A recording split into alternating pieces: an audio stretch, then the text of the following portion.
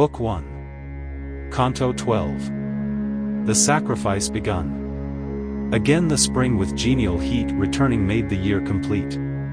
To win him sons, without delay his vow the king resolved to pay, and to Vasishta, saintly man, in modest words this speech began. Prepare the rite with all things fit as is ordained in holy writ, and keep with utmost care afar whatever its sacred forms might mar. Thou art, my lord, my trustiest guide, kind-hearted, and my friend beside, so is it meet thou undertake this heavy task for duty's sake. Then he, of twice-born men the best, his glad assent at once expressed, Fain will I do whatever may be desired, O honored king, by thee. To ancient priests he spoke, who, trained in holy rites, deep skill had gained, here guards be stationed, good and sage religious men of trusted age. And various workmen send and call, who frame the door and build the wall, with men of every art and trade, who read the stars and ply the spade, and mimes and minstrels hither bring, and damsels trained to dance and sing. Then to the learned men he said, in many a page of scripture read, be yours each rite performed to see according to the king's decree. And stranger Brahmins quickly call to this great rite that welcomes all. Pavilions for the princes, decked with art and ornament, erect, and handsome booths by thousands made the Brahmin visitors to shade, arranged in order side by side, with meat and drink and all supplied. And ample stables we shall need for many an elephant and steed, and chambers where the men may lie, and vast apartments, broad and high, fit to receive the countless bands of warriors come from distant lands. For our own people too provide sufficient tents, extended wide, and stores of meat and drink prepare, and all that can be needed there. And food and plenty must be found for guests from all the country round. Of various viands presents make, for honor, not for pity's sake, that fit regard and worship be paid to each caste in due degree.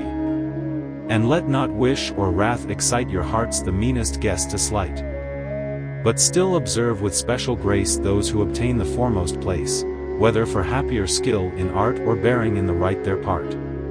Do you, I pray, with friendly mind perform the task to you assigned, and work the right, as bids the law, without omission, slip, or flaw, they answered, as thou sayest fit so will we do and not omit. The sage Vasistha then addressed Sumantra called at his behest, the princes of the earth invite, and famous lords who guard the right, priest, warrior, merchant, lowly thrall, in countless thousands summon all.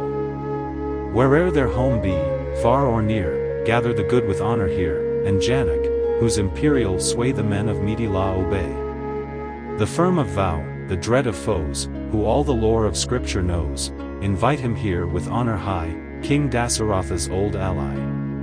And Kasi's lord of gentle speech, who finds a pleasant word for each, in length of days our monarch's peer, illustrious king, invite him here. The father of our ruler's bride, known for his virtues far and wide, the king whom Kakaya's realms obey, him with his son invite, I pray. And Lomapad the Anga's king, true to his vows and godlike, bring. For be thine invitations sent to west and south and orient. Call those who rule Surashtra's land, Suvira's realm and Sindhu's strand, and all the kings of earth beside in friendship's bonds with us allied, invite them all to hasten in with retinue and kith and kin. Vasishta's speech without delay Sumantra bent him to obey, and sent his trusty envoys forth eastward and westward, south and north.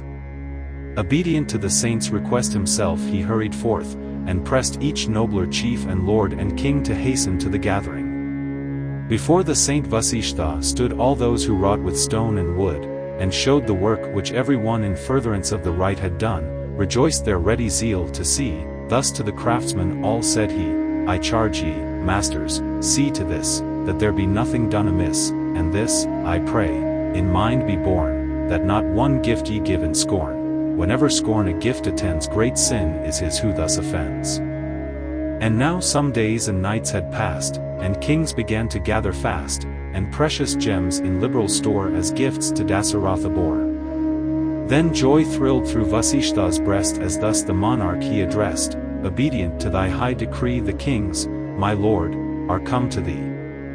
And it has been my care to greet and honor all with reverence meet. Thy servant's task is ended quite, and all is ready for the rite. Come forth then to the sacred ground where all in order will be found. Then Rishyasring confirmed the tale, nor did their words to move him fail. The stars' propitious influence lent when forth the world's great ruler went. Then by the sage Vasishtha led the priest begun to speed those glorious rites wherein is shed the lifeblood of the steed.